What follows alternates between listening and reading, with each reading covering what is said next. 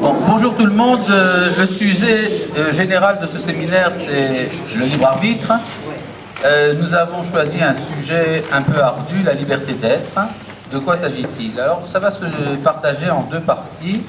La première simple, la deuxième compliquée.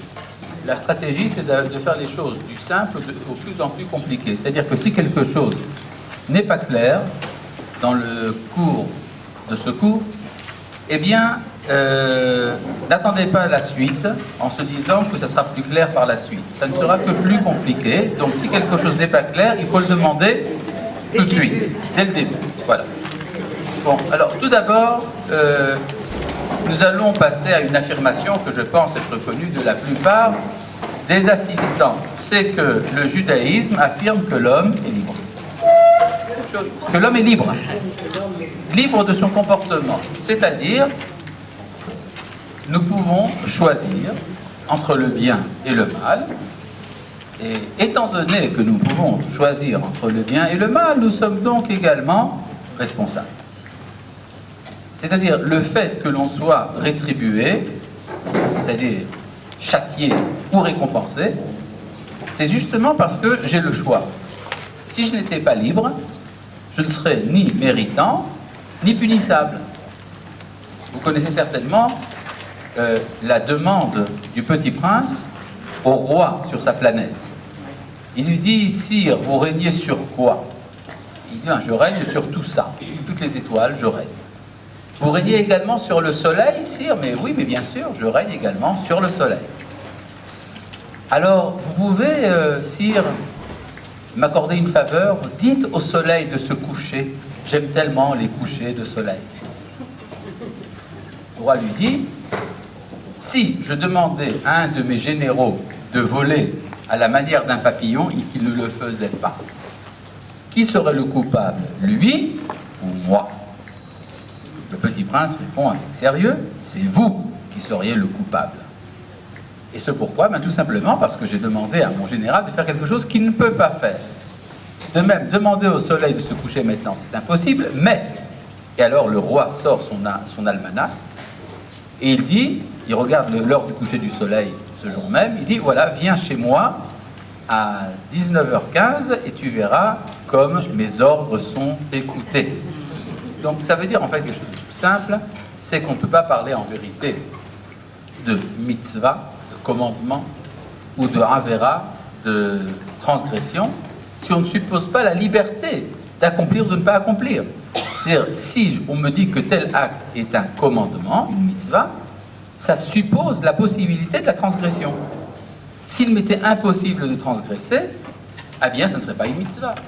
Et donc, je ne serais ni récompensable, ni punissable. Voilà, ça c'est une chose fondamentale. Le Rambam, en particulier, affirme avec grande force tout cela. Il a consacré le 8e chapitre de ces 8 chapitres à cette question-là. Également, le 5e chapitre des Ilchot Teshuvah à cette question-là. Et certains chapitres du Guide des égarés. En tout cas, ce que dit le Rambam est absolument énorme. Parce que ça contredit la plupart des normes admises aujourd'hui en Occident et en Orient. Pour ce qui est de l'Orient, ça va de soi. L'islam sunnite, qui est l'islam majoritaire, n'admet pas que l'homme soit libre. Pour les musulmans, considérer que l'homme est libre est un blasphème. Parce que si l'homme est véritablement libre, alors ça voudrait dire que Dieu n'est pas tout-puissant, puisqu'il y a quelqu'un d'autre qui peut décider à sa place. C'est ce que pensent les musulmans. Et donc, pour les musulmans, parler de liberté est un blasphème. Par contre, en Occident, on affirme en principe la liberté de l'homme, mais on n'y croit pas vraiment. Vous savez qu'il y a une déclaration universelle des droits de l'homme. Ça a commencé aux États-Unis, plus pendant la Révolution française, et puis ça continue avec l'ONU. On affirme que l'homme est libre. Tous les hommes naissent libres. Mais si on approfondit la signification de ce terme, ça veut dire quoi que l'homme est libre, d'après la Déclaration des droits de l'homme? Qu'il est libre en droit. Il n'est pas libre dans son être. C'est-à-dire, je ne peux pas ne pas aimer le chocolat fourré. Je ne peux pas faire autrement. Ça fait partie de mon déterminisme interne. Et donc, quand on m'interdit de manger du chocolat fourré, on porte atteinte à mon droit. Mais parce que, justement, ce qu'on suppose, c'est que je ne suis pas libre. Il y a aujourd'hui, disons, l'opinion dominante, une opinion philosophique par rapport à ces questions, c'est ce qu'on appelle le déterminisme. C'est quoi le déterminisme? Eh bien, c'est cette affirmation que tous les phénomènes qu'on trouve dans le monde, y compris le comportement humain, eh bien, tous ces phénomènes sont déterminés à l'avance. Ils ne sont pas libres. Et ça, et pour ça, beaucoup de raisons. Alors, on peut donner énormément d'explications. Une des explications possibles, c'est de dire qu'il y a un déterminisme astrologique. Je cherche dans mon horoscope et je découvre, à ma grande surprise, qu'en février, on me prévient que je risque d'attraper une angine. Et vous voyez d'ailleurs que c'est vrai. J'ai attrapé une angine en février, et surtout parce que j'avais pas mis de pull over comme il faut, mais vous voyez bien que ça marche. Il y a un déterminisme. Maintenant, si ça ne se passe pas, c'est qu'il y a parfois des exceptions à la règle. Mais de manière générale, je suis déterminé. C'est ce qu'on appelle le déterminisme astral. Il y a une autre opinion qui considère que le déterminisme est biologique. C'est dans mes gènes. Mon contenu, mon code génétique est ainsi fait que je ne peux pas ne pas vouloir telle ou telle chose. Donc mes actions sont fixées à l'avance. Il y a une autre forme de déterminisme qu'on appelle le déterminisme économique. Ça se retrouve par exemple dans le marxisme. Il y a ce qu'on appelle la lutte des classes. Je ne peux pas ne pas vouloir faire telle et telle chose parce que ça correspond à ma classe économique. Étant donné que je suis prolétaire, je ne peux pas ne pas faire telle et telle chose. Étant donné que j'appartiens à la bourgeoisie, je ne peux pas ne pas faire tel et tel choix, éthique ou autre. Et puis il y a également des déterminismes fatalistes. Le fatalisme, qu'on trouvait chez les Grecs, qu'on trouve également dans l'islam, le maktoub. Maktoub, c'est-à-dire écrit. Écrit, c'est par exemple quand quelqu'un dit, voilà, qu'est-ce que tu reproches à ce vin? Maktoub, c'était écrit. C'est une vanne de Roland Bacri, bien connue. Et donc, Je voudrais les voir. Et donc, il y a également de déterminisme éducatif, c'est-à-dire c'est l'éducation que j'ai reçue qui fait que je suis ce que je suis, c'est l'environnement, c'est tant et tant d'influences de toutes sortes. Et vous savez qu'on a pu passer ici assez rapidement sur un ensemble de conceptions du monde qui toutes considèrent que l'homme n'est pas libre. Donc le dénominateur commun de tous ces déterminismes, physiques, sociologiques ou autres, c'est que l'homme est en fait déterminé à l'avance, il n'est pas véritablement libre. Et c'est pour ça qu'on a inventé dans le droit international, enfin dans le droit commun, la tradition du droit romain, on a inventé une notion qui est les circonstances atténuantes. C'est quoi les circonstances atténuantes? Monsieur le juge, je suis véritablement coupable, c'est vrai, mais il faut comprendre, je suis arrivé à ça à cause de mes complexes. Le passage du lange au pot a été dramatique, traumatisant chez moi. Et puis, il faut comprendre également que j'ai vécu dans un quartier malfamé. Et puis, il y avait un moment où je n'avais pas d'argent, j'étais bien obligé de voler pour vivre. Alors, monsieur le juge, je vous demande de tenir compte de ces circonstances qui font que, d'une certaine manière, je ne pouvais pas faire autrement. Effectivement, la loi reconnaît l'existence des circonstances atténuantes. Par contre, la loi ne reconnaît pas l'ignorance. Il y a un principe, nul n'est censé ignorer la loi. La halakha dit exactement le contraire dans ces deux points. La halakha considère que si je suis ignorant d'une chose, je suis dispensé. C'est-à-dire, si je ne savais pas qu'une chose était interdite, eh bien, je n'en subis pas les conséquences. Par contre, si je savais que la chose est interdite, il n'y a pas de circonstance atténuante. C'est exactement le contraire. Parce que le présupposé de base est différent. Est-ce que l'homme est véritablement libre de son comportement ou pas? Oui. Il y a maintenant... cependant, on peut affirmer que Enfin, pourquoi est-ce que vous affirmez que nous sommes libres? Nous naissons dans un temps, et dans un lieu, et dans une famille déterminée. Il y a des choses qui font que je ne peux pas faire autrement. Par exemple, pourquoi, si quelqu'un dit « je n'ai pas envie de faire mon service militaire », et pourtant je le fais. Ah bon? Pourquoi tu le fais? Parce que je suis bien obligé.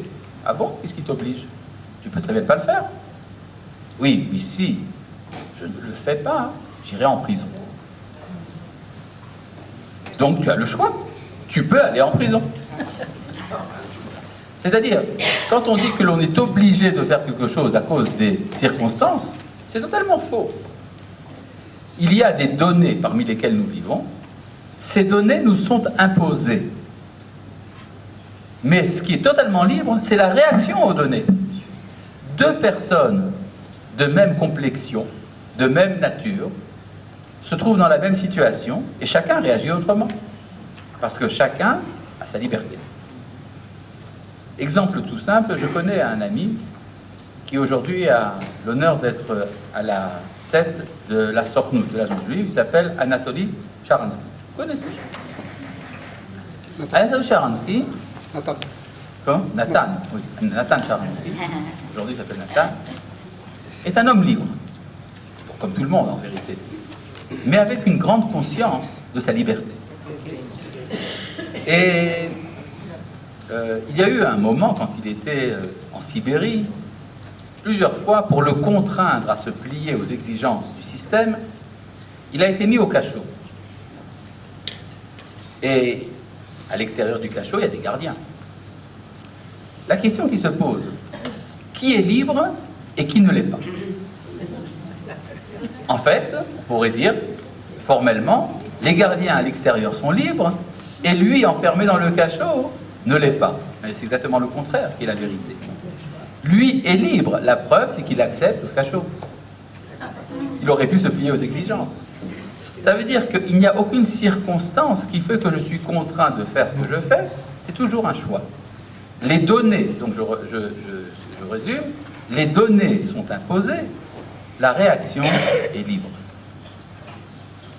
Maintenant, ça ne veut pas dire que cette liberté se manifeste pleinement. Les gardiens de Sharansky aussi étaient libres, mais ils l'étaient un peu moins, parce qu'ils ont décidé un peu moins que lui d'en être conscients. Et donc, on peut dire que les circonstances font que, malgré tout, il y a parfois un amoindrissement de la liberté, mais ça, je le réserve pour la deuxième partie de notre cours, puisque je vous ai promis que ce sera plus compliqué. Rabbi Nachman de Braslav est un grand maître du judaïsme, et ceux qui sont accoutumés à ces enseignements savent que c'est extrêmement élaboré. C'est très compliqué de comprendre un texte de Rabbi Nachman de Braslav. C'est des citations venues de partout, un mélange absolument incroyable. Ça demande une concentration très forte. Et bien cependant, surprise, il y a un texte simple de Rabbi Nachman de Braslav. On a demandé une fois à Rabbi Nachman, c'est écrit à la fin du Likutei Moharan, qu'est-ce que c'est que le libre arbitre? Et il a répondu, je cite en hébreu, Kipshuto imrotse ose, vimelo rotse eno ose. C'est-à-dire, simplement, s'il veut, il fait, s'il ne veut pas, il ne fait pas. Et c'est l'enseignement le plus simple qui a été écrit par Rabbi Nachman. Et son élève Rabbi Nathan, qui a rapporté cette parole de Rabbi Nachman, dit « J'ai écrit ça parce que beaucoup de gens se compliquent la vie avec ça et ne croient pas qu'ils sont capables de changer. C'est pour ça que j'ai jugé nécessaire de dire ce qu'a dit notre maître, que c'est vraiment qu'on est libre, on fait ce qu'on veut. Si on veut, on fait, si on ne veut pas, on ne fait pas. Maintenant, essayons de rentrer un peu plus dans la profondeur des choses et de comprendre pourquoi la presque totale majorité des gens ne veulent pas être libres. La plupart des personnes vous diront « je ne suis pas vraiment libre de ce que je fais ». Pourquoi est-ce qu'ils le disent? Pourquoi la liberté fait tellement peur? Tout simplement parce que la liberté entraîne un corollaire. Quoi? Un corollaire. C'est un mot simple en français qui veut dire quelque chose qui est associé. La liberté implique la responsabilité. Voilà, vous l'avez dit. Or, la chose dont on fuit autant que possible, c'est la responsabilité. Je suis prêt à tout, surtout pour ne pas être responsable. Je suis prêt même à me faire un mal énorme parce que je suis prêt à payer le prix de mon absence de liberté. Il y a à ce propos un enseignement intéressant de Manitou concernant les débuts du christianisme. Il y a un texte surprenant dans les évangiles qui dit que les mitzvot, c'est une malédiction. Ah oui, c'est écrit en toutes lettres que le Messie nous a libérés de la malédiction de la loi. Oui. C'est-à-dire que, oui. Est-ce qu'on peut arranger le micro? Et maintenant ça va? Génial. Donc c'est pas le micro qu'il faut arranger. C'est moi. D'accord. Donc, mais si ça marche pas, il faut à nouveau me le dire. D'accord? Je risque de m'oublier. Donc dans les évangiles, il est dit en toutes lettres que le Messie nous a libérés de la malédiction de la loi. Pourquoi est-ce que la loi est une malédiction? Bien, tout simplement parce que, c'est ce que disent les évangiles, et ce que dit Paul également, la loi n'est pas tenable. Il est impossible de ne pas la transgresser. Et donc, je serai en péché, coupable. Le fait d'être dans le péché fait que je serai mal aimé de Dieu. Donc en fait, les mitzvot, plus il y en a, plus c'est un piège. Et c'est pour ça que les premiers chrétiens ont décidé qu'il fallait remplacer le rapport à Dieu. Il faut remplacer les mitzvot par la foi. C'est la foi qui sauve et non les actes. Ce principe revient très souvent chez les chrétiens. Et c'est porté par cette idée que la foi, c'est quelque chose de plus facile à acquérir, disent-ils, tandis que les actes, non, on ne peut pas ne pas pécher. Et donc, il serait dangereux que le péché, que la mitzvah soit la relation à Dieu. Maintenant, ça suppose deux choses, cette affirmation. Tout d'abord, qu'on est obligé de pécher. Si l'homme est véritablement libre, on peut ne pas pécher. Ça existe. Le Talmud nous dit qu'il y a 4 hommes que nous connaissons qui n'ont pas péché. Qui sont Binyamin, le fils de Yaakov, Amram, le père de Moshe, Yishai, le père de David, et Kilhav, le fils de David. Donc nous avons 4 personnages au moins, dont nous savons qu'ils n'ont pas péché. Bon, c'est pas beaucoup, vous allez me dire, sur 7 milliards de personnes, 4 personnes, c'est pas beaucoup. Mais peu importe, même s'il n'y en avait qu'une seule personne, ça prouve que l'homme fondamentalement est libre. Mais allons plus loin. C'est vrai que les Juifs font des péchés. J'en connais qui en font. Pas moi, mon copain. Mais donc il y a des Juifs qui font des péchés. Et comment se fait-il donc qu'ils acceptent la Torah? Ils sont fous. Les Juifs savent qu'il y a un moyen de régler ce problème. Ça s'appelle la teshuva. N'est-ce pas? C'est si par exemple quelqu'un essaye de se pendre et qu'il se rate. Il va voir le rabbin qui lui dit repens-toi. Donc,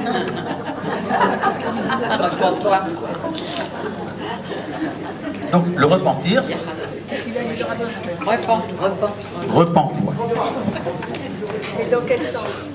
Eh bien, à l'endroit. Eh bien, oui, c'est une vanne de vanité. Oui, bon, on fait ce qu'on peut. On a sa culture. Et donc, je reprends. C'est-à-dire que la teshuva est quelque chose de possible.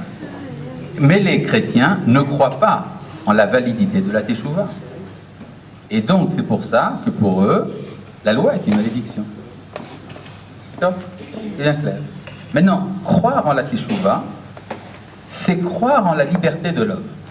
Parce que si le péché est indélébile, alors ça veut dire que je ne suis plus vraiment moi-même une fois que j'ai péché.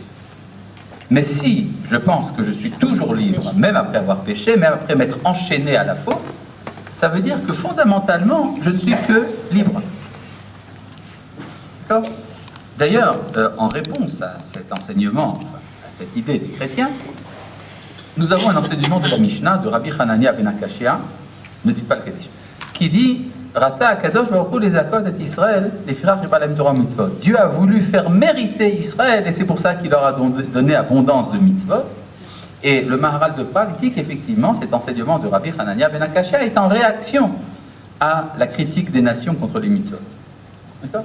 Donc, je reprends que la mitzvah suppose le fait d'accepter tant de mitzvot, c'est justement parce qu'on se sait profondément libre. J'irai même plus loin, c'est les mitzvot qui nous libèrent.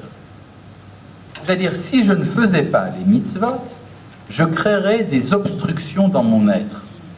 C'est-à-dire, il y a tout un système, toute une canalisation, on pourrait dire, de mon âme qui passe par 613 passages, si vous voulez. Donc ça pourrait se boucher. Faire les mitzvot, c'est libérer ce courant. Et donc la mitzvah vient pour me libérer. Précisons ce que ça veut dire au niveau éducatif. À quel moment l'homme commence-t-il à être libre? À 13 ans pour un être. Libre. L'âge, quand c'est assez tardif, c'est à l'âge de 15 jours. Oui, en fait déjà avant, mais il faut bien se pénétrer de cette idée-là. L'homme est libre depuis sa naissance au moins, si ce n'est avant. Ça a des conséquences très importantes au niveau éducatif. Je me rappelle qu'il y a quelques années, une maman est venue me voir et elle me dit, en larmes, « Mon fils fait des bêtises. » Alors je lui dis, « Mais madame, qu'est-ce que ça peut vous faire ?» Je lui dis, « Mais madame, qu'est-ce que ça peut vous faire ?» Elle me dit, « Je voudrais savoir où est-ce que je me suis trompé. » Je lui demande, « Est-ce que vous croyez dans le libre arbitre ?» Il dit, « Mais bien sûr !» Alors je lui demande, « Est-ce que vous croyez que votre fils aussi, il a le libre arbitre ?» Alors elle a commencé à réfléchir. Finalement, elle a dit, « Oui, lui aussi a le libre arbitre. » Alors je lui dis, « Mais dans ce cas-là, vous n'êtes donc pas responsable ?» Et, « Je ne suis pas responsable ?» Je lui dis, « Non. » Shalom. 2 jours plus tard, elle me téléphone. Elle me dit, depuis que nous avons parlé, mon fils va mieux. C'est-à-dire, tant que je ne suis pas conscient de la liberté de l'autre, je viens le libérer de sa liberté et donc de sa responsabilité. L'enfant dit, c'est maman qui est responsable de moi, donc je peux faire ce que je veux. C'est-à-dire, il y a dans le subconscient souvent une tentative d'accaparement de l'enfant sous masque d'une grande pitié. D'une grande pitié. Je t'aime, mon fils. Je ferai tout pour toi. Tu es tellement faible. Je ferai tout à ta place. D'accord? Ne t'en fais pas. Je suis là. C'est ce qu'on appelle de l'impérialisme. Oui, c'est ne pas respecter l'autonomie de l'être. Où est-ce que vous connaissez certainement la société bédouine. Chez les Bédouins, il y a des troupeaux. Les bergers, les bergères, sont âgés en général de 8 ans. Un enfant de 8 ans arrête la circulation d'une autoroute pour faire passer le troupeau, et puis après, les voitures continuent. Si le troupeau est perdu, le gagne-pain de la famille est perdu. Et on livre le gagne-pain de la famille à un enfant de 8 ans. Où est-ce que cet enfant trouve les forces nécessaires pour réaliser ce projet? Eh bien, tout simplement, du fait qu'on lui fait confiance. Étant donné qu'on lui fait confiance, donc il trouve en lui la force. Par contre, si vous prenez un enfant de 15 ans, de Rahavia, Rahavia, c'est un quartier pas loin d'ici, et vous lui demandez de garder une chèvre, une seule. Oh non, je regarderai de loin, il ne verra pas que je l'observe. C'est simplement parce que s'il se passe quelque chose que je puisse être là, mais je lui fais confiance. Eh bien, ce qui se passera après 3 minutes où il aura gardé la chèvre, il va hurler « Maman !» et elle va apparaître. C'est-à-dire, c'est une manière, en fait, de s'accaparer la personne de l'autre. Sous le masque, effectivement, d'une grande pitié. Je pense que c'est très important de se pénétrer de ça. Je vais vous raconter une petite histoire. Il y avait chez moi une fois un couple qui était venu pour le Shabbat. Bon, ça arrive, le vendredi soir. La maman avait un petit garçon d'1 mois, qui était né 1 mois plus tôt. Donc nous commençons le repas du Shabbat, le kidouche, tout ce qui s'ensuit. Je vous ferai grâce du menu, pour ne pas éveiller les jalousies. Eh bien, et puis au moment du repas, je me rends compte au milieu du repas que, en fait, la maman tient son fils sous son bras. Elle mange en tenant son fils sous son bras. Je lui dis, mais pourquoi tu tiens ton fils? Il me dit, parce que si je ne le tiens pas, il va pleurer. Il veut me déranger. Je lui dis, est-ce que c'est pas le moment pour lui de dormir? Il dit, oui, mais si je ne le tiens pas en main, il ne pleure pas. Dis-lui que je ne suis pas là. Bon. Et moi qui suis un peu autoritaire, j'ai une grande barbe, je lui dis, donne-moi ton fils. Bon, un peu effrayée, elle me donne son enfant, et je dis à l'enfant, tu sais, c'est le moment de dormir. Donc, tu vas dormir. Et je le mets dans son petit, dans son petit couffin. Il s'est endormi tout de suite. Alors, est-ce que je suis magicien? Pas du tout. J'ai tout simplement considéré que cet enfant était libre. Et donc, si on lui parle, il comprendra. Même s'il n'a pas compris le sens des mots, un enfant d'un mois seulement. Mais sa maman, par grand amour, en fait, ça semble être de l'amour, en fait, a considéré qu'il n'était qu'un morceau de chair braillant. Un morceau de chair qui braille, eh bien, il faut en tenir compte. Comment est-ce qu'on fait? Il faut le tenir, par exemple. C'est comme ça qu'il ne pleurera pas. C'est en fait nier la liberté de l'autre. C'est un grand principe éducatif qui est vrai pour tout le long de l'éducation, jusqu'à l'âge de 94 ans, à peu près. Non, j'ai dit au moins. D'accord. Ça va, il y a de l'espoir. On va attendre. Bon. Il y a un principe dans... Pas un principe, il y a une halakha intéressante dans les règles de Rosh Hashanah. Une des lois, non pas de Rosh Hashanah, du Yovel. Le Yovel, c'est l'année du jubilé, tous les 50 ans. Aujourd'hui, ça n'a pas cours, pour des tas de raisons. Mais quand ça avait cours, l'année du jubilé, qui est appelée également l'année de la liberté, d'Error, la liberté, cette année, c'est l'année du jubilé, commence par une sonnerie du chauffard. contrairement à ce que nous faisons chaque année où le chauffard est sonné à Rosh Hashanah, lors du jubilé, le chauffard est sonné également à Kippour. C'est-à-dire le moussaf que nous faisons à Rosh Hashanah, eh bien lors du jubilé, il est fait également à Kippour avec les sonneries et tout le reste. Avec ces différences que ça se fait au tribunal et pas à la synagogue. Bon. Et pourquoi commencer la liberté par un son du chauffard? Le chauffard, comme vous le savez, est un mauvais conducteur. Et la raison pour laquelle c'est une vanne, vous comprendrez plus tard. Le chauffard, dans l'Antiquité, c'était l'instrument que l'on sonnait lorsqu'on intronisait un roi. C'est-à-dire, c'est pour recevoir la domination d'un roi, on sonne du chauffard.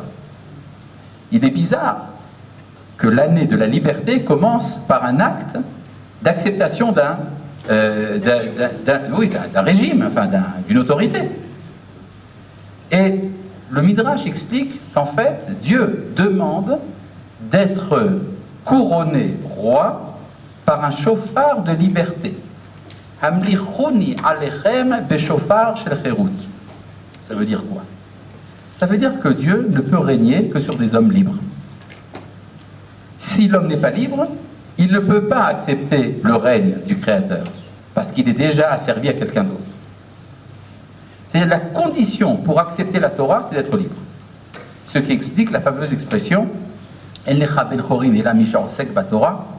qu'on est libre que lorsqu'on étudie la Torah. En fait, ça veut dire qu'on ne peut étudier la Torah que si l'on est libre. C'est ça que ça veut dire. C'est simplement, il faut savoir comment est-ce que la Mishnah s'exprime. C'est sa manière à elle, à la Mishnah, de s'exprimer. Donc, ça règle en fait un problème très grave qui agite l'humanité de nos jours. Vous savez qu'il y a aujourd'hui, sur le globe terrestre, une guerre mondiale. Cette guerre mondiale n'est pas analogue aux deux premières guerres mondiales que nous avons eues, où il y avait des bombardements, des explosions, des morts, etc. Cette guerre est une guerre larvée, mais elle existe quand même entre deux grandes civilisations. La civilisation occidentale et la civilisation islamique. C'est là, en fait, que se joue le tour de force, l'épreuve de force entre ces deux grandes civilisations qui chacune prétend à l'hégémonie de la civilisation humaine. Actuellement, c'est encore l'Occident qui domine, mais l'islam tente de renverser l'équilibre. Sur quoi? Quel est l'enjeu de cette lutte? Eh bien, c'est exactement notre sujet. Ce qu'affirme la civilisation occidentale, héritière entre autres de la philosophie grecque, c'est que l'homme est au centre. Ce qu'on appelle de l'anthropocentrisme. Et donc l'homme, au centre. Donc le régime qui respecte la liberté de l'homme, la démocratie, etc., tout ça, ce sont des choses à encourager. La civilisation islamique pense exactement le contraire, c'est que c'est Dieu qui est au centre de tout, ça s'appelle le théocentrisme. Et donc, tous les beaux discours sur la liberté sont considérés par l'islam, comme nous l'avons dit tout à l'heure, comme blasphématoires. Mais dans tout ça, qu'est-ce que nous autres, les juifs, nous avons à dire? Hein? Est-ce que nous sommes pour les uns ou pour les autres? Eh bien, la vérité est, et ça c'est un enseignement très important du judaïsme, qui peut réconcilier en fait ces deux civilisations autour de Jérusalem, c'est que ce n'est pas Dieu qui est au centre, ni l'homme qui est au centre. C'est le dialogue entre les deux. C'est-à-dire, Dieu n'est pas intéressé à régner sur des esclaves. C'est la raison pour laquelle il demande à l'homme de prendre conscience de sa liberté pour pouvoir instaurer le règne de Dieu. C'est-à-dire, quand on parle de règne de Dieu, ce n'est pas l'asservissement, ce n'est pas l'abandon de la stature humaine, au contraire. C'est dans la pleine stature humaine que l'on peut connaître le Créateur. Il y a à ce point même un enseignement de la Guémara qu'on ne peut être prophète que si l'on est sage, vaillant et riche. Oui, sage, vaillant et riche. Si vous êtes en découvert dans votre compte en banque, eh bien vous ne pouvez pas entreprendre la prophétie. Impossible. si vous avez mal au petit doigt gauche, donc vous n'êtes pas vaillant, eh bien vous ne pouvez pas être prophète, et si vous n'avez pas passé votre bac avec une moyenne assez élevée, eh bien bon, ben vous ne pouvez pas. C'est-à-dire que le flux divin ne peut se manifester que sur un homme pleinement homme. Or, le pleinement homme, c'est ces trois dimensions-là, sage, vaillant et riche. Vous voyez donc que, contrairement à ce qu'on trouve dans les mystiques, par exemple, où on demande à l'homme d'abandonner un peu son humanité, d'abandonner son intelligence, d'abandonner sa bonne santé, d'abandonner ses biens terrestres. Tout cela fait partie de la culture des nations, mais dans le judaïsme, il y a un optimisme fondamental par rapport à la vie. Et la vie pleine, c'est également la vie libre. Et de là découle une remarque de vocabulaire que fait le Zohar. Comment sont appelés en araméen les commandements? En hébreu, on dit mitzvot. En araméen, le Zohar dit qu'il y a deux termes qu'on peut employer. Pikudin ou aitin. Pikudin ou bien aitin. C'est les temps. Non, pas du tout. Aitim, c'est pas avec un tav, c'est avec un tet. Ain, yud, tet, yud, nun. Le mot pikudin veut dire des ordres. On peut considérer la mitzvah comme un ordre. C'est-à-dire qu'on me considère comme un serviteur qui doit remplir les ordres qu'on lui a donnés. C'est ce qu'on appelle la discipline. Et puis, etin, ça veut dire des conseils, comme en hébreu, etza. Ça dépend qui on est, dit le Zohar. Si notre manière de servir le Créateur, c'est dans la crainte, alors c'est des pikudin. Si c'est dans l'amour, alors c'est des conseils, etin. Quelle est la différence entre un conseil et un commandement? En fait, c'est le même contenu, mais l'approche est différente. Dans le etin, dans les conseils, on respecte ma participation à l'intelligence du commandement. C'est la différence entre ce que appelle le Zohar, avodat eved, avodat bet, le service donné par un esclave ou le service donné par un fils. D'après la halakha, ce qu'un serviteur doit faire pour son maître, un fils doit le faire pour son père, mais avec une différence. C'est qu'on attend du fils de rentrer dans les intentions de son père. Il doit comprendre pourquoi. Et donc il y a une participation qui implique donc la liberté humaine. Ça, c'est donc, en fait, jusqu'à présent, nous avons donné une introduction. Cette introduction nous explique la centralité de la liberté de l'homme dans l'accomplissement de son être. Tout cela est très joli et très beau. Mais il y a une objection. Et c'est cette objection qui va nous occuper à partir de maintenant. C'est vrai que je suis libre de mes actes. Mais est-ce que je suis libre de mon être? Ça, c'est le titre de cette conférence. Vous avez vu, la liberté d'être. C'est-à-dire, est-ce que je ne suis pas contraint d'être moi-même? Est-ce que j'aurais pu être autre chose que moi? Et si je ne peux pas être autre chose que moi-même, alors je ne suis pas vraiment libre. À quoi me sert toute cette liberté des actes? De toute manière, c'est mon être qui est imposé à l'avance. C'est bien embêtant tout ça. Où est ma liberté? Je irai même plus loin. Il y a une Mishnah qui, à la première lecture, ne peut qu'éveiller le scandale. C'est la fameuse Mishnah qui dit Al-Kochacha atanotza, Val-Kochacha atanolad. C'est contre ton gré, enfin malgré toi, que tu es formé, que tu nais. Val-Kochacha atachai, c'est malgré toi que tu vis. Val-Kochacha atamet, c'est malgré toi que tu meurs. Val-Kochacha atadid lenin lecheshbon. Et c'est malgré toi que tu devras rendre des comptes. Devant le roi des rois, le Saint béni soit-il. La lecture de cette Mishnah ne peut que nous révolter. Comment? Je n'ai pas demandé à jouer et on m'impose des sanctions. J'ai même pas choisi. J'ai même pas choisi d'être ce que je suis. Comment est-ce qu'on peut lire une Mishnah pareille et rester en sérénité? C'est impossible. En fait, c'est qu'on ne sait pas lire la Mishnah. Si je suis contraint de donner des comptes et de recevoir les sanctions, c'est donc que j'ai choisi d'être. J'ai choisi d'être ce que je suis. À quel moment? Eh bien, avant d'être formé. Vous savez, avant d'être formé, je reprends l'expression de la Mishnah. Al-kochacha atanotsar val-kochacha atanolad. C'est malgré toi que tu es formé et malgré toi que tu nais. Comment cela est-il possible? Le mot nolad, naître, nous savons ce que ça veut dire. Ça veut dire sortir du ventre de notre mère. C'est ça la naissance. C'est quoi ce qu'on appelle notsar, yetzira? D'après les textes talmudiques, le mot yetzira désigne le stade du fœtus 40 jours après la fécondation, après l'ovulation, après la fécondation. C'est-à-dire, il y a un moment où, en embryologie, on appelle ça la première formation du système nerveux, ou que dans le Talmud, on appelle rikum ha'evarim, les premiers ligaments.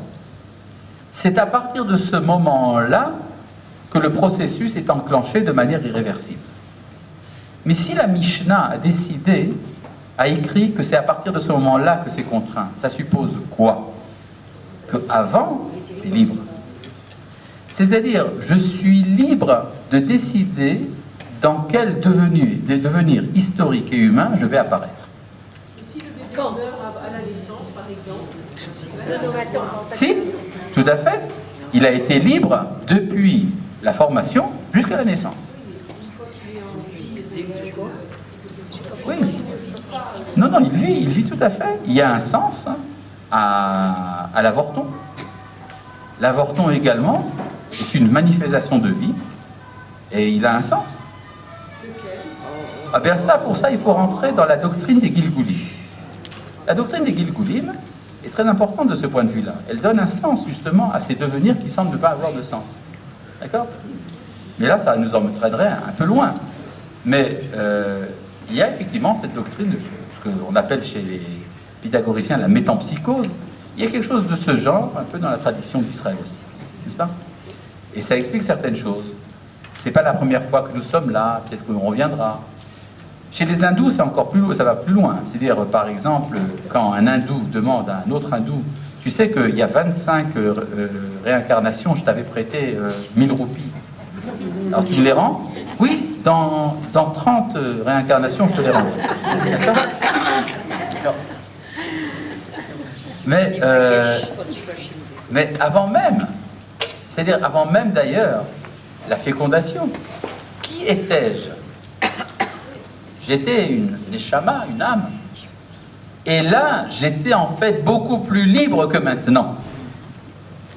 C'est-à-dire qu'il y a, disons comme ça, on peut se poser la question. Oui, allez-y. Allez-y, n'ayez pas peur. Les âmes ne me semblent pas libres. Ah oui, qui vous a dit ça? Non, parce qu'elles ne peuvent que faire la volonté. Elles Ah, vous pensez? aller dans un sens. Absolument pas. Absolument pas, justement. Il y a un texte dans le traité de Rosh Hashanah qui dit à propos de Vayichulu Hashamayim va'aretz v'chol tsevaam, que tsevaam veut dire en araméen leur volonté. Kol ma'aseh bereshit et da'atan nivreu. Toutes les œuvres de la création ont été faites avec leur accord.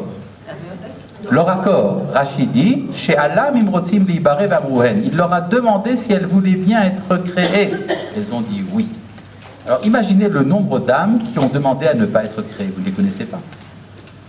C'est-à-dire que cette idée que tout nous est imposé, notre vie, notre être, etc., en fait, si on acceptait que nous sommes véritablement imposés, alors il serait immoral de nous demander des comptes. Or, on nous demande des comptes. Ça prouve rétroactivement que nous sommes. Il y a d'ailleurs un enseignement de Manitou qu'on retrouve également chez les élèves du Gaon de Vilna. Si al-kochacha atachai, si c'est malgré toi que tu vis, alors qu'est-ce que tu voudrais si on te laissait? Tu voudrais mourir? Au moment de mourir, c'est contre ton gré que tu meurs. C'est donc ce n'est pas contre ton gré que tu vis. C'est rétroactivement, il s'avère que tu voulais vivre. Simplement, tu n'as pas pu t'en rendre compte. Mais à l'origine, à la première, disons, émanation de notre être, avant même d'apparaître dans ce monde, nous étions libres d'être ce que nous sommes. Et nous avons décidé de l'être. Et on peut se demander, oui, mais qui j'étais quand j'ai décidé d'être? Qu'est-ce que j'étais à ce moment-là? Avant même d'être une Neshama, pourrait-on dire. Oui, alors qu'est-ce que j'étais? J'étais une parcelle, tenez-vous bien, une parcelle de la volonté divine. Parce que la question se pose, est-ce que Dieu est libre, lui? Qu'est-ce que vous pensez? Bien sûr qu'il est libre. Enfin, d'après Spinoza, non. Oui, mais c'est bien librement qu'il a voulu créer. Comme dit Rabbi Nachman de Braslav, s'il veut, il crée, s'il ne veut pas, il ne crée pas. Ça veut dire que le Créateur, par un acte de libre volonté, nous a créés. Ça veut dire que lui, il est absolument libre. Et nous, qu'est-ce que nous sommes? Eh bien, nous sommes des dérivés de cette liberté. Ça répond à une question très importante. De quoi est-ce que nous sommes formés? Par exemple, si je me considère, disons, tel que je suis, là devant vous, je suis fait d'un agglomérat de pommes de terre frites, de ketchup, de bourra, et des tas d'autres choses de ce genre. D'accord? Également, d'atmosphère. Est-ce que j'ai une tête? C'est pas fait. En tout cas, je suis fait de beaucoup de choses que je respire, que j'inspire, etc. Mais tout cela, c'est pas libre. Les pommes de terre ne sont pas libres.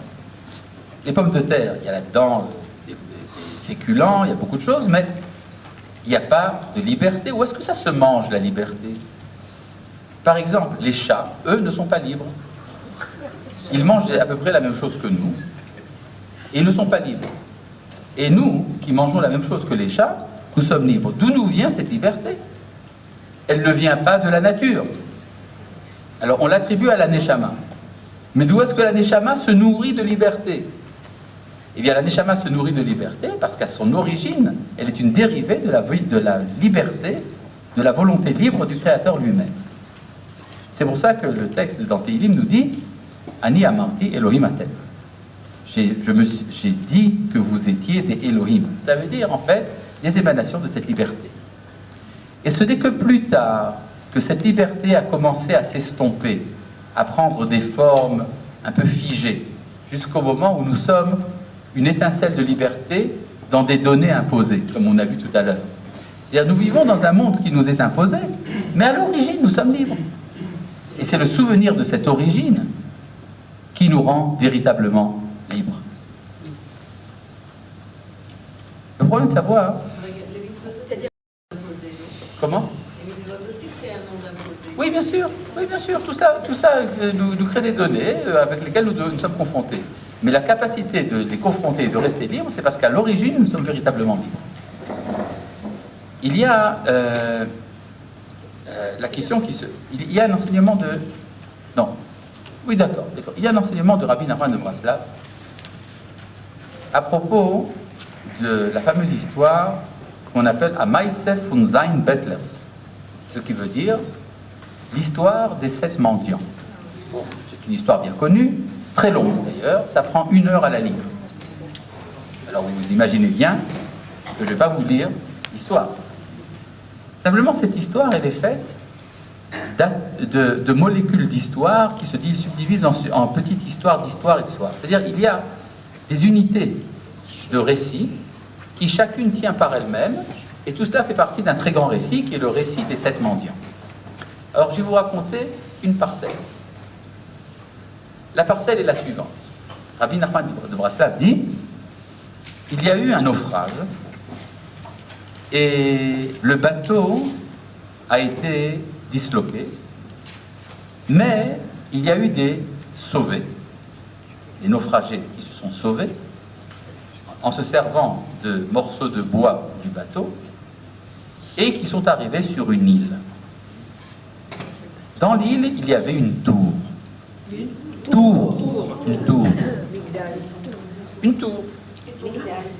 tour. Et les naufragés sont montés dans la tour, ils sont arrivés en haut de la tour. Et ils se sont dit, mais qu'est-ce qu'on fait maintenant? Eh bien, ils ont dit, nous allons faire une compétition un concours de souvenirs, de mémoire, un concours de mémoire. Et pour arbitrer dans le concours est arrivé le grand aigle. Aigle, ou la grande aigle. Aigle, Necher. D'accord? Un aigle, vous savez ce que c'est? C'est un oiseau avec de grandes ailes. Bon. Et le concours a commencé, et il y avait là-bas un vieillard, très vieux, qui a dit, moi, je me rappelle quand on a cueilli le fruit de l'arbre. Et alors tout le monde dit, oh, grande est sa mémoire.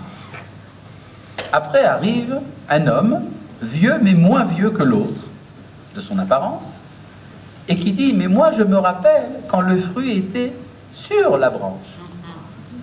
Alors tout le monde se dit, c'est quand même extraordinaire. Il se rappelle, alors qu'il a l'air d'être plus jeune, il se rappelle de quelque chose de plus ancien que l'autre. Arrive le troisième et dit, moi je me souviens quand la lampe était allumée. Et alors tout le monde en est paf, se disent, mais enfin, il a l'air encore plus jeune, mais il se rappelle quelque chose de plus ancien. Le quatrième dit, moi je me rappelle quand on a mis la graine dans la terre. Et à nouveau, extase, exclamation. Et puis il y en a un qui dit, moi je me rappelle quand on a pensé à mettre le grain dans la terre. Et l'autre dit, moi je me rappelle, enfin, etc. Bon.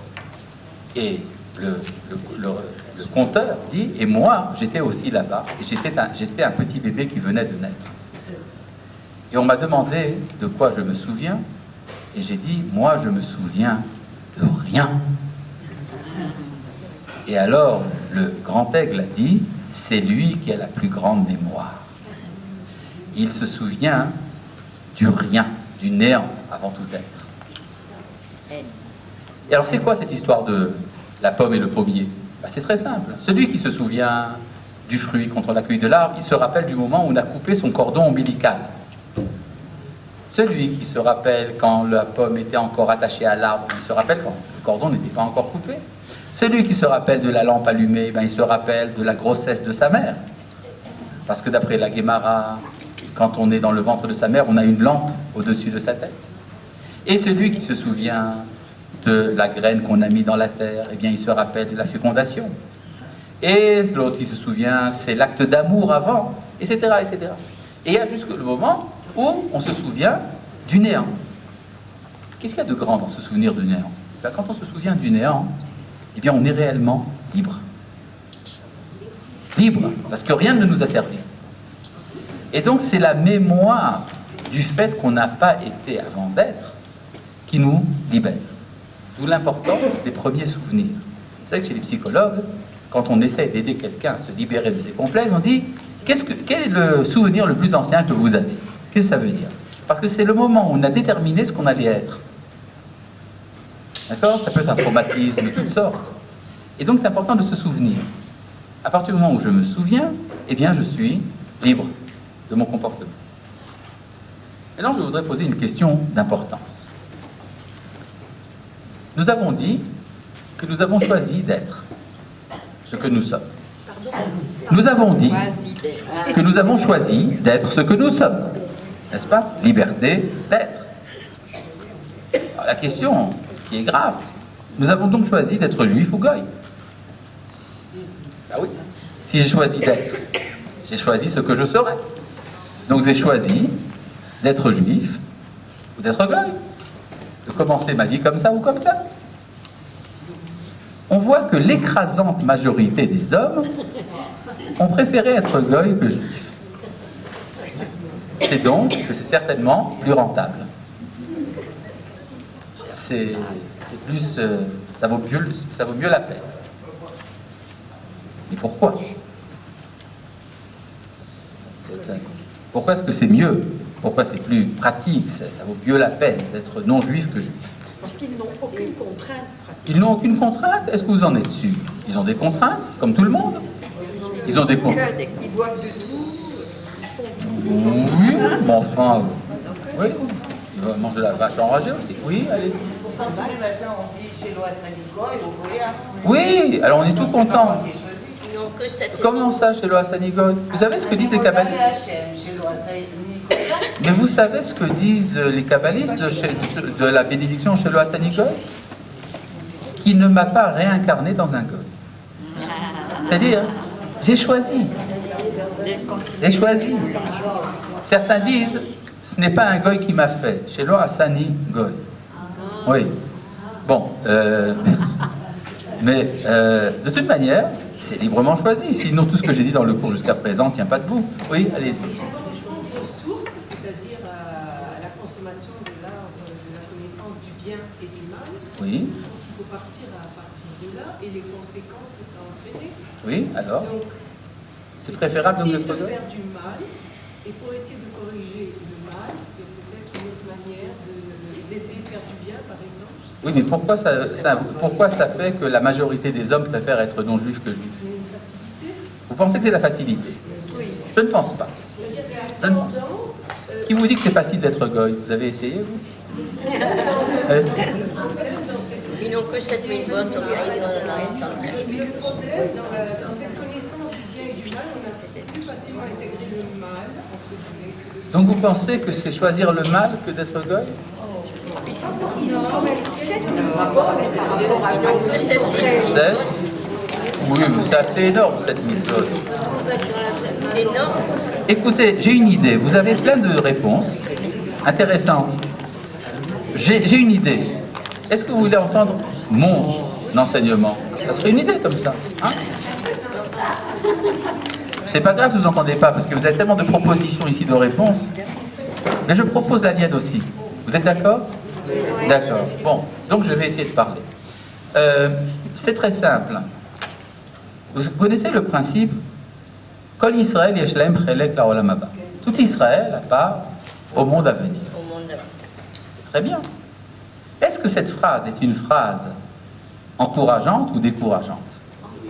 Encourageante. Ça a l'air d'être encourageant. Mais si vous y réfléchissez bien, c'est pas du tout évident. Parce que ça veut dire que si je ne suis pas intéressé, par exemple, au Olam Haba, on va m'obliger. Mais Mais- si vous ne serez pas intéressé. Comment ne pas être intéressé? Par exemple, si je préfère faire le mal. J'ai envie de faire le mal. Et on me dit, non, non, tu es obligé de faire le bien. Je dis, bon, moi je m'en fiche pas mal, vous savez, hein, moi je préfère le mal. Je dis, non, mais comme tu as part au Olam Haba, on va t'obliger à être méritant. Et donc, pour t'obliger à être méritant, tu vas devoir passer par des tas d'épreuves. Par le Gehinam, par le Gilgul, tu vas devoir faire tes chouvas, on ne te lâchera pas. Comme on ne te lâchera pas, finalement tu arriveras au Olam Haba. Donc il y a effectivement une assurance. D'un autre côté, ça implique énormément de souffrance. Donc c'est pas si sûr du tout que ce soit tellement rentable d'être juif. Par contre, si je suis goy, et on me dit, voilà, tu veux le Olam Haba? Oui, oui, je veux. Ben, c'est très simple, tu n'as qu'à faire ce qu'il faut faire, tu fais le bien, tu y arrives. Et si tu ne veux pas, on te laisse libre. C'est-à-dire, on peut sortir du jeu. Donc, on peut dire que la vie du goy est plus facile de ce point de vue-là, parce que on respecte totalement le choix de la personne. Il n'est pas obligé d'arriver au Olam Haba. Il peut y arriver s'il le veut, comme tout le monde. Il peut ne pas y arriver. Donc, de ce point de vue-là, on peut dire que il est plus rentable pour la majorité écrasante des âmes de préférer être non-juif que juif. Ça explique maintenant un choix énorme. 7 milliards de goïms vous avez sur Terre. Maintenant, la question, alors pourquoi est-ce que les juifs ont choisi d'être juifs? Les juifs, ils ont choisi d'être juifs. Les juifs ont choisi d'être juifs parce qu'ils sont idéalistes. Ils sont idéalistes. Un genre de folie comme ça. C'est-à-dire, vous savez, dans le Hallel, on dit Lolanu Hashem, Lolanu. Ce n'est pas pour nous que nous faisons. Il est Shimcha ten Kavod. C'est pour donner gloire à ton nom.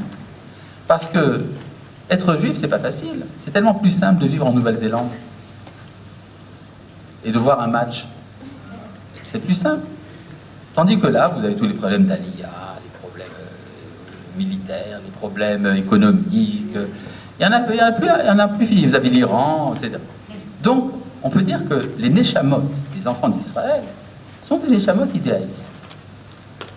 Mais alors là, se pose la question, est-ce que c'est rentable d'être idéaliste? La réponse, c'est qu'un idéaliste ne se pose pas ce genre de questions. C'est-à-dire, un idéaliste est idéaliste par idéal. Il n'est pas idéaliste parce que c'est rentable. D'accord? Et donc, ça explique pourquoi est-ce que nous autres, les enfants d'Israël, nous avons choisi d'être ce que nous sommes. Et donc, nous avons un mérite énorme.